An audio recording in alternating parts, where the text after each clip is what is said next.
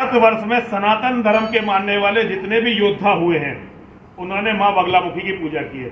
मैं धर्म के प्रति लॉजिक नहीं ढूंढता हूँ डॉक्टर साहब कि इसका लॉजिक ये है, मैं धर्म को मेरा धर्म मेरी आस्था है। हमारे यहाँ कहा गया है तर्को है प्रतिष्ठा। ये श्लोक डॉक्टर साहब जब तक हम चर्चा करते रहेंगे आप अक्सर मेरे मुंह से सुनती रहेंगी। तर्को है प्रतिष्ठा श्रुतियों विभिन्ना नासौ मुनिर्यस्य मतम न भिन्नम धर्मस्य तत्वम निहितम गुहायाम महाजनो येन गते सपद्धा। देखिए तर्क के द्वारा कुछ सिद्ध नहीं हो सकता, किताबों में बहुत भिन्नता है और किसी भी दो विद्वानों के मत कभी एक नहीं होते।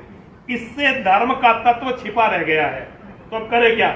महाजनो येन गते से पंथा, जिस रास्ते पर हमारे महापुरुष हमारे महाजन गए हैं हमें उसे ही चलने योग्य रास्ता मानना चाहिए।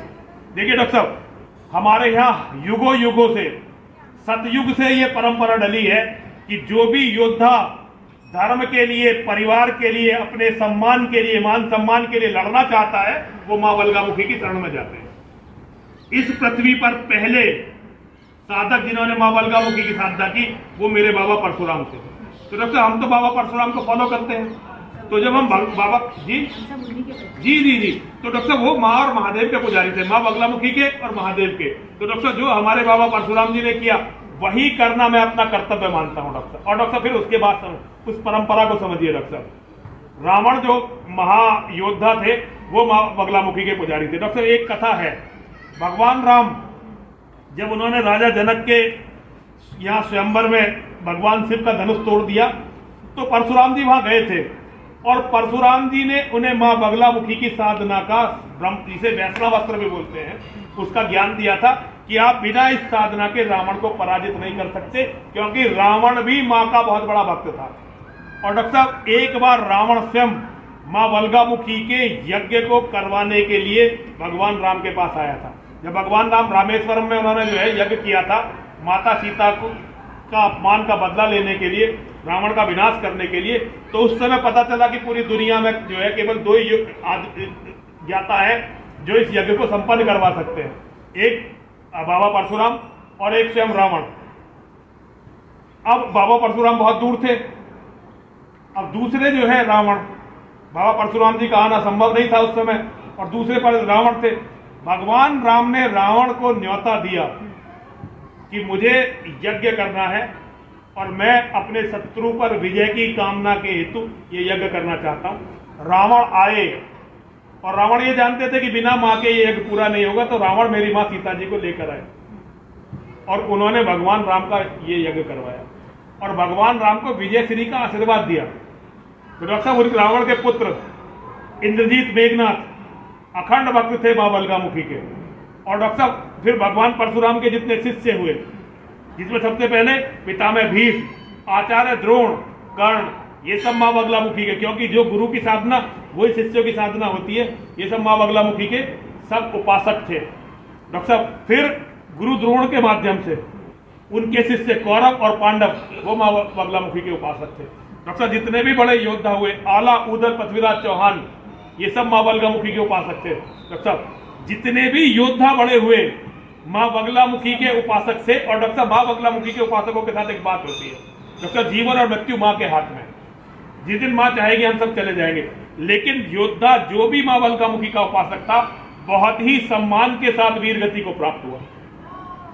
हार जीत क्या चीज, वीरता की पहचान समर है और सच्चाई पर कभी हार कर नहीं हारता नर है। तो डॉक्टर साहब आज भी मैं अपनी कुल वंश और गुरु परंपरा से, क्योंकि मैं योद्धे ब्राह्मणों के कुल में उत्पन्न हुआ और हम बाबा परशुराम को अपना प्रवर्तक मानते हैं, तो बाबा परशुराम जिन देवी देवताओं की पूजा करते थे माँ और महादेव की, मैं उन माँ और महादेव की पूजा करता हूं डॉक्टर साहब। और गुरु मेरे गुरु स्वामी ब्रह्मानंद जी वो भारत के सबसे बड़े माँ के साधकों में से एक थे, तो उन्होंने मुझे गुरु परंपरा से ये ज्ञान दिया। अपने परिवार में मैंने हमेशा बगलामुखी माँ की पूजा देखी है। और डॉक्टर साहब इसका और भी बहुत सारे कारण है डॉक्टर साहब। आज हमें सद्बुद्धि की जरूरत है।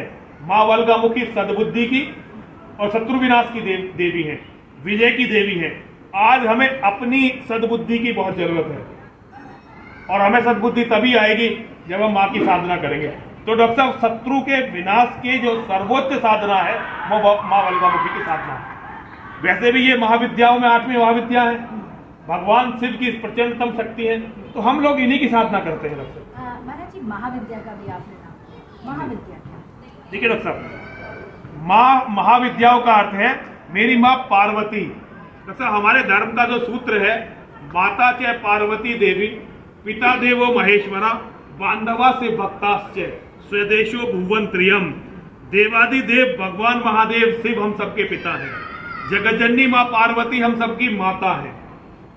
दुनिया में हम जितने भी शिव भक्त हैं आपस में एक दूसरे के भाई बहन हैं, और दुनिया के तीनों लोग ये हमारा अपना ही घर है। तो डॉक्टर साहब, हम लोग माँ के पुजारी हैं, महादेव के पुजारी हैं, तो मेरी माँ के 10 रूप हैं। वैसे तो डॉक्टर साहब देवी भागवत में मेरी माँ ने कहा है कि दुनिया में जितनी भी नारियां हैं वो सब मेरा ही स्वरूप है। डॉक्टर साहब, एक बड़ी मजेदार कथा इसमें है। 10 महाविद्याओं के बारे में बहुत सारी कथाएं हैं, लेकिन एक बड़ी मजेदार कथा है, और हमें वो कथा बहुत बड़ी शिक्षा भी देती है, और डॉक्टर साहब मनोविनोद भी उससे होता है। मतलब हम कोई ऐसे लोग तो है नहीं कि भाई भगवान के बारे में ये बोला तो गर्दन काट दो। हम लोग तो धर्म के तत्व को समझने का प्रयास करते हैं। तो डॉक्टर साहब, एक बहुत सुंदर कथा है। भगवान शिव और माँ सती, माँ सती के जो पिता थे दक्ष प्रजापति, उन्होंने एक महायज्ञ बुलाया। उस महायज्ञ में उन्होंने सबको निमंत्रण दिया, लेकिन मेरे भोलेनाथ को निमंत्रण नहीं दिया, महादेव को निमंत्रण नहीं दिया। अब मायके में इतना बड़ा कोई कार्यक्रम हो रहा है, सारी बहनें आएंगी, सारी भावजें आएंगी, सारा परिवार इकट्ठा होगा, सारे रिश्तेदार आएंगे। अब बेटी को, जो सबसे बड़ी बेटी है, उसे निमंत्रण नहीं मिला। जो सबसे प्रमुख है शिव की अर्धांगिनी, उन्हें निमंत्रण नहीं मिला। माँ जिसे भी देखती, कहाँ जा रहे हो, कि जी दक्ष प्रजापति के यज्ञ में जा रहे हैं, और उन्हें बुलाया नहीं। माँ ने महादेव से कहा कि मुझे जाना है, मेरे पिता का यज्ञ है। महादेव ने कहा तुम्हें बुलाया नहीं है, निमंत्रण के बिना मत जाओ। अब लेकिन बेटी की तो माँ बाप का बड़ी आस्था, बड़ा मन होता है। तो डॉक्टर एक बड़ी हमारे धर्म की आधारभूत कथाओं में से एक कथा है। भोलेनाथ ने कहा भाई तुम्हारा जाना बनता नहीं है, आपको नहीं जाना चाहिए। लेकिन माँ मानी नहीं, अपने पिता पर बहुत विश्वास, माता पर बहुत विश्वास, और बेटी को होता ही है, बेटी को होता ही है पति के सामने अपने माता पिता की बुराई कैसे सुन ले, और माता पिता के सामने पति की बुराई कैसे सुन ले। ये नारी मन बड़ा विचित्र होता है डॉक्टर साहब। मतलब पता नहीं, महिलाओं का मन जो है उसे कोई भी नहीं समझ सकता। तो महादेव ने एक माँ ने और महादेव ने पूरी दुनिया के सामने एक उदाहरण पेश किया कि भाई कैसे कैसे पति पत्नी को एक दूसरे का सम्मान रखना चाहिए, माननी भी चाहिए बात। भोलेनाथ ने मना कर दिया। अब माँ नहीं मानी, भोलेनाथ ने कहते नहीं तुम्हें भी नहीं जाना, मुझे भी नहीं जाना। अब माँ थोड़ा नाराज हुई, भोलेनाथ नहीं माने। माँ थोड़ा और नाराज हुई, भोलेनाथ नहीं माने। तो माँ बहुत ज्यादा नाराज हो गई, महाकाली के रूप में प्रकट हो गई। अब डॉक्टर साहब, जब माँ महाकाली के रूप में प्रकट हो गई तो भोलेनाथ ने अभिनय किया कि मैं तो डर गया, और भोलेनाथ जो है वहां से भागने लगे। अब माँ ने 10 दिशाओं के हिसाब से 10 रूप प्रकट किए। हर दिशा में जहां भी भोलेनाथ भागते वहीं माँ। और डॉक्टर साहब, सब कुछ ऐसे रूप देखिए जो नारी का होता है। कभी नारी बहुत वात्सल्य में है, कभी नारी क्रोध में है, महाकाली की तरह है, कभी बहुत प्यार में है, कहीं लक्ष्मी स्वरूपा है, कहीं माँ स्वरूपा है। तो 10 महाविद्याओं में हर तरह का रूप उन्होंने लिया, और 10 दिशाओं में भोलेनाथ जिधर को भी भागते वहीं माँ मिलती। सबसे पहला जो माँ ने रूप लिया वो काली, प्रथम महाविद्या महाकाली, दूसरी तारा, फिर छिन्नमस्ता, फिर षोडशी, फिर भुवनेश्वरी, फिर त्रिपुर भैरवी, फिर धूमावती, फिर माँ बलगामुखी, फिर मातंगी, और फिर कमला। तो देखिए ये ही शक्तियां हैं। माँ अलग नहीं है, जैसे महादेव अलग नहीं है भगवान विष्णु से, महादेव अलग नहीं है भगवान ब्रह्मा से। ये एक ही शक्ति के 3 स्वरूप हैं। ऐसे ही माँ के विभिन्न विभिन्न स्वरूप हैं, विभिन्न शक्तियां हैं। डॉक्टर माँ माँ ही है, वो उनकी अलग अलग शक्तियां हैं, उनके अलग अलग रूप हैं, माँ के रूप हैं। देखिए डॉक्टर, जैसे एक महिला है, आप अगर देखेंगे तो एक महिला सुबह से रात तक 10 रूपों में प्रकट होती है। ठीक है ना। पति के सामने कभी कभी महाकाली बन जाती है, बच्चों के सामने बिल्कुल वात्सल्यमयी बन जाती है, सास ससुर के सामने आज्ञाकारी बन जाती है, माता पिता के सामने बेटी बन जाती है, भाई के सामने बहन का। तो डॉक्टर ये अलग अलग रूप हैं, और ये नारियों के अलग अलग रूप को प्रदर्शित करते हैं। 10 रूप है। अब भोले बाबा कहीं भी भाग रहे हैं, वही माँ दिखाई दे रही है।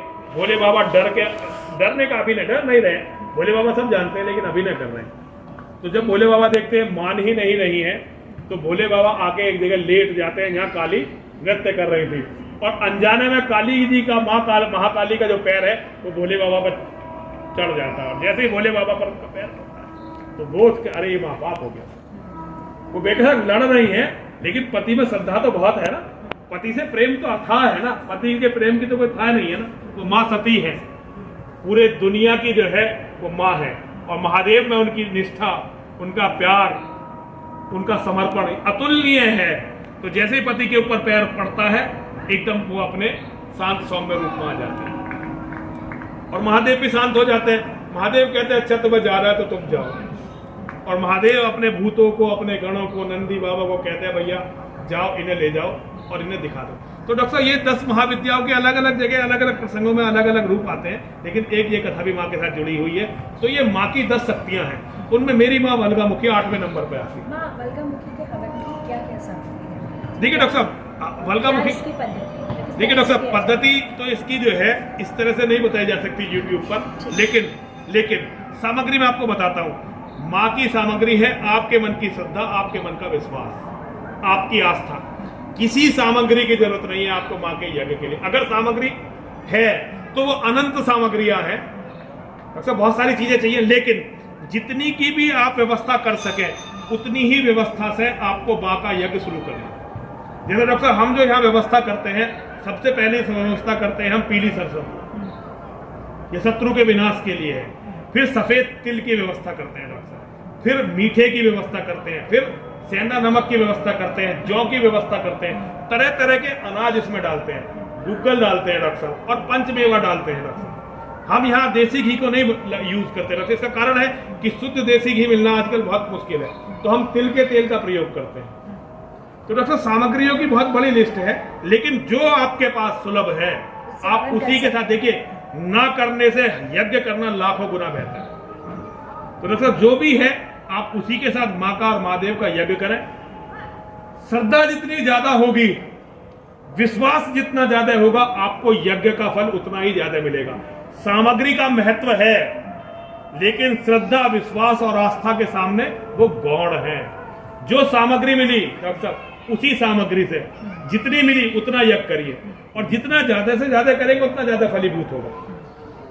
तो डॉक्टर साहब ये हमारा ये कार्यक्रम है, 108 दिन तक ये कार्यक्रम चलता रहेगा डॉक्टर साहब। 2 बार चंडी पाठ पर यज्ञ, 2 बार माँ वग्लामुखी के मंत्रों से यज्ञ, और भोले बाबा का अभिषेक।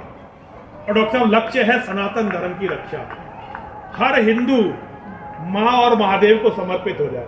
हमने डॉक्टर साहब बहुत सारे ऐसे देवी देवता बना रखे हैं जिनका कोई अस्तित्व नहीं है, और हिंदू नकली देवी देवताओं के चक्कर में पड़कर जो है अपने शाश्वत धर्म को भूल गया है। आज डॉक्टर साहब देखिए रविवार का दिन है, कल शनिवार का दिन था, लोग शनि की पूजा करते हैं। जो लोग शनि की पूजा करते हैं डॉक्टर साहब, उन पर उल्टा शनि चढ़ता है। शनि पूजा का देवता नहीं है, पूजा के देवता महादेव है। मेरी माँ और महादेव है।